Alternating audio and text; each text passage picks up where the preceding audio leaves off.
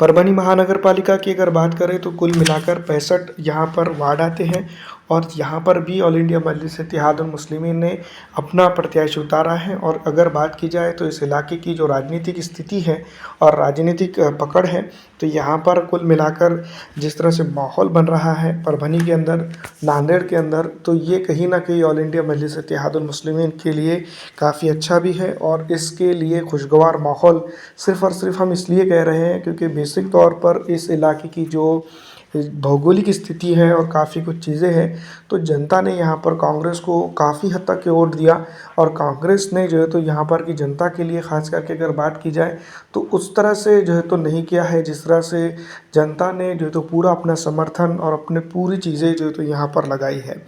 तो अब अगर देखा जाए तो परभनी महानगर पालिका के चुनाव के अंदर कुल मिला के 65 उम्मीदवार चुनावी मैदान में हैं। और इस इलाके की राजनीति के अंदर मेयर किसका होगा, सबसे बड़ा सवाल ये है।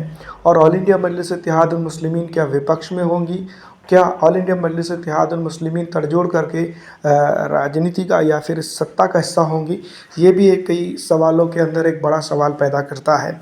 कुल मिलाकर अगर बात की जाए तो राजनीतिक तौर पर जो है तो असदुद्दीन ओवैसी साहब की पॉलिटिकल पार्टी ऑल इंडिया मजलिस इत्तेहादुल मुस्लिमीन ने काफ़ी कुछ चीज़ें इस इलाके के अंदर की है, जिसके चलते ऑल इंडिया मजलिस इत्तेहादुल मुस्लिमीन को एक अलग तरीके से और उसके अपने रवैये से जो तो जाना और पहचाना जा रहा है।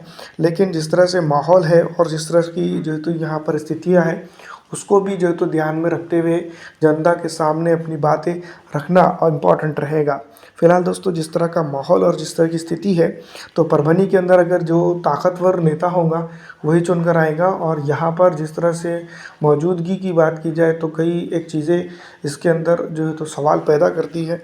और इसी के साथ साथ डेवलपमेंट के मामले और कई एक चीज़ों को लेकर जनता काफ़ी असमंजस में है। फिलहाल दोस्तों, इस वीडियो में इतना ही। अच्छी लगने पर लाइक और ज़्यादा से ज़्यादा शेयर कर दीजिएगा।